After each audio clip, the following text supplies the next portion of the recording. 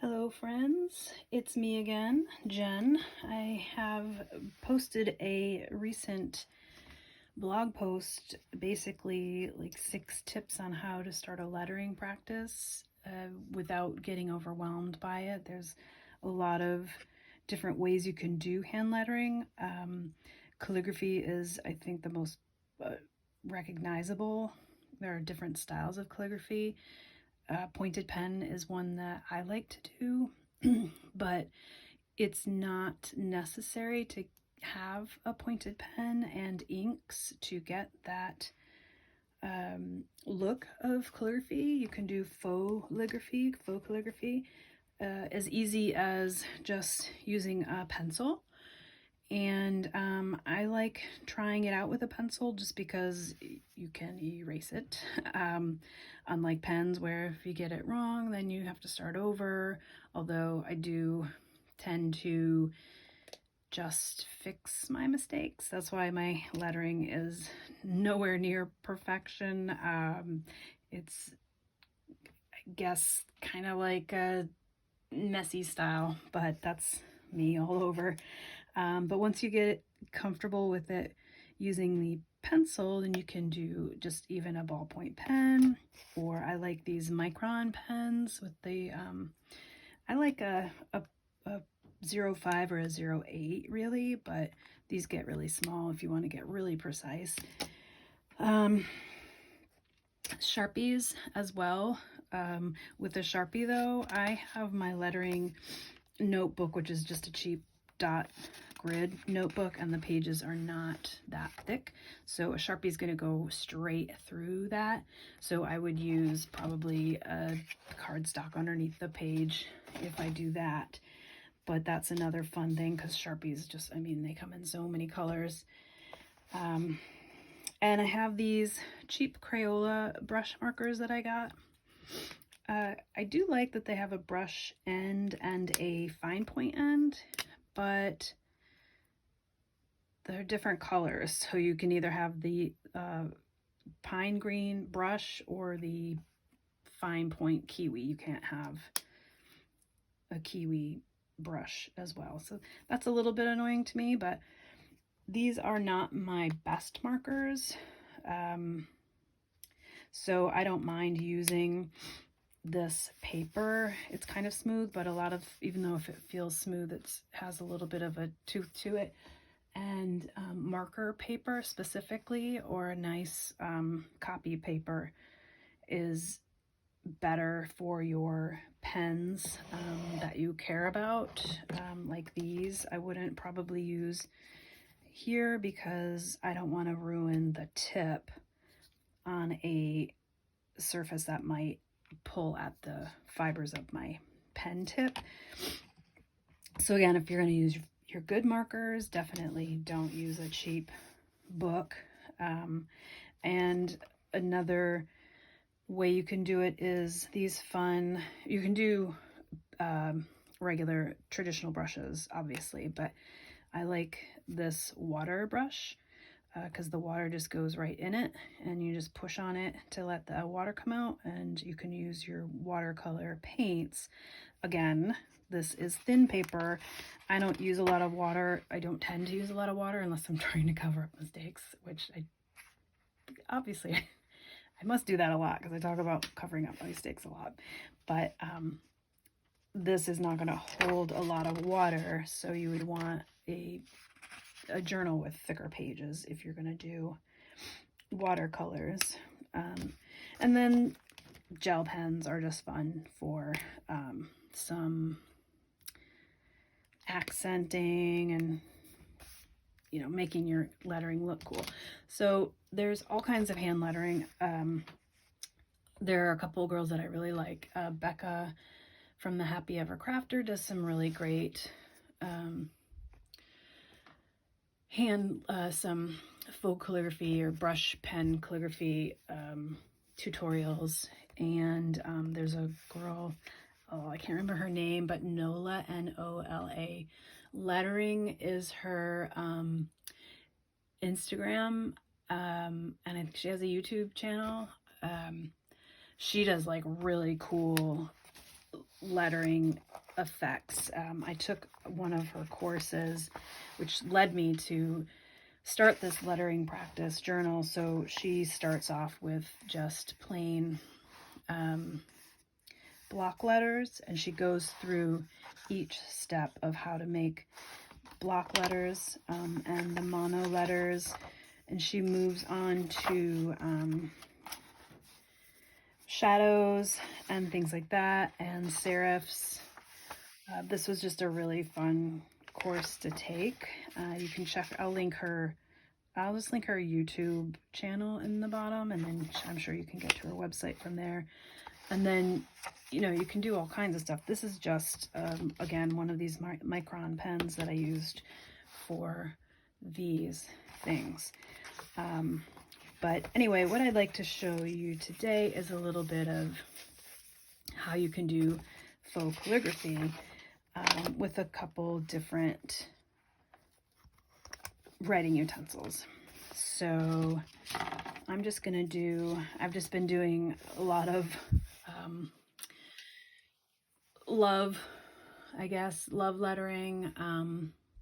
So I think I'll just do that for now, just so you can get an idea. So when you're writing calligraphy, a pointed pen, when you go up, again, this paper isn't great for this nib, so I'm not going to actually put any ink on, but when you go up, it's as thin, and then when you come down, the prongs on the nib open up and make that darker, thicker downward stroke. So when you're doing a pencil, if you go up, it's thin, and then you come down, it's thicker, but obviously you can't do that with this hard end. So what you do is just go back and thicken up this downward stroke to make it look like it's like you got a thicker line. So it's so easy as long as you know the principle of up is thin and down is thick. And that's not to say that because you're not using a pointed pen, you can manipulate this however you like. So if you like a look of a thicker upward stroke, then all you need to do is thicken the upward stroke, which obviously is a little bit awkward for me because I don't usually do it that way, but you can do however you like because you're manipulating it in a way that you want to manipulate it. And so you can see it's the same principle even if you have a ballpoint pen or a micron pen. And you can do this, it depends on how your letter comes out, if you want to thicken it on the inside or the outside or both, because you can make it as thick or as thin as you want. So when you're putting a letter together, basically what your goal is thin up, thick down, thin up, thick down,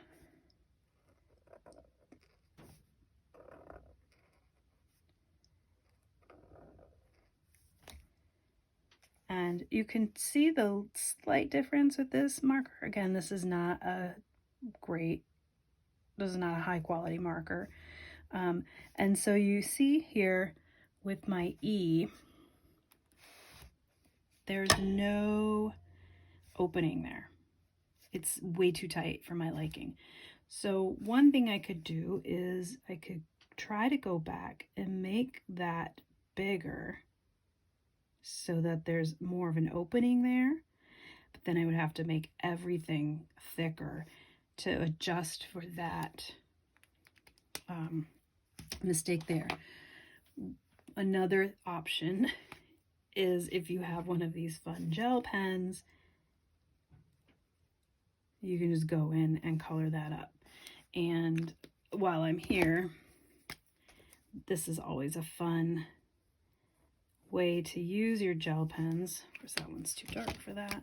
I usually have a white one, but I have a traveling bag of markers, and they are currently upstairs in my living room, and I'm downstairs in my studio. So you can't see that, but maybe I'll show you with the, if I do the Sharpie, I can show you that. So that's that. Actually, let's do the Sharpie now. I'm gonna just put this over here, and we'll do love. Try to make our E a little bit wider, and we'll color that in.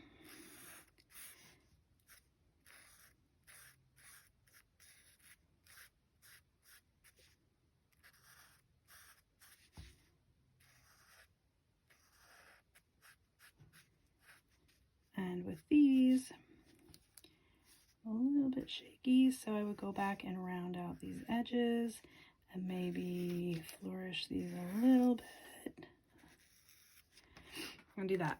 Now this is very fresh, so this is still wet, and that's why these gel pens soak right into there. So you would need to let that dry a little bit. And while we're waiting for that to dry, I am going to test out these watercolors. I've actually never done watercolor hand lettering. This is going to be a fun first try for me. Again, with the water, I'm going to leave my block back here because you can see how it goes straight through this paper. This is not high quality paper. But I'm going to try this fun. I thought when I got this, I thought this was a black ink, but it's actually a really pretty purple color. So I'm going to try this and see how this goes. So bear with me here. So this is basically like a brush marker, only now it's watercolor. So we're going to go light up and thick down, light up, thick down. Get some more paint. This is something that I have been wanting to do more of because I've seen so many really cool things. So that's fun. Again, it's paint, so if I want to go back over anything, I should probably let that dry. But you can see how you can do just about anything. I mean, you can use almost any marker or pen as long as you know the logistics of it. And so then you can go back in and just really have fun with these letters, because I just love the way you can manipulate the stroke to be as thick or as thin as you like, depending on what you're using. And even with these, you can go in and do some fun stuff. So I love these gel pens. But anyway, so that's just, you know, my tips for if you want to start hand lettering. It's so much fun, and you really only need a pencil. And then you can go and get whatever other things speak to you. You can read my blog posts about the things that help me to, when I'm starting a new challenging hobby, how I stick to it and really give myself a chance to fall in love with the new hobby that I'm trying.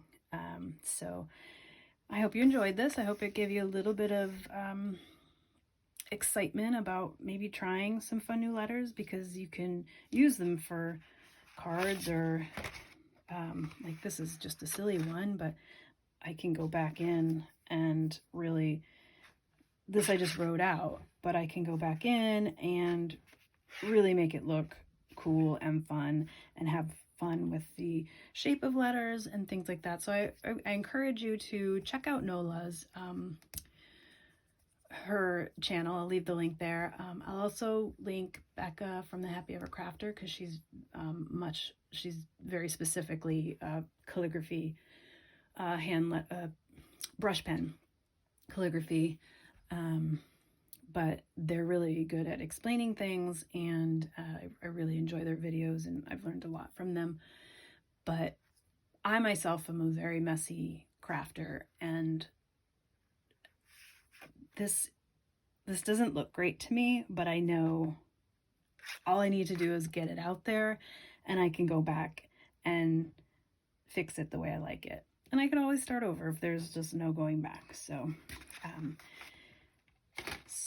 I'll leave the link to my blog post as well if you want to read that. And I hope you give it a shot and enjoy some letting loose.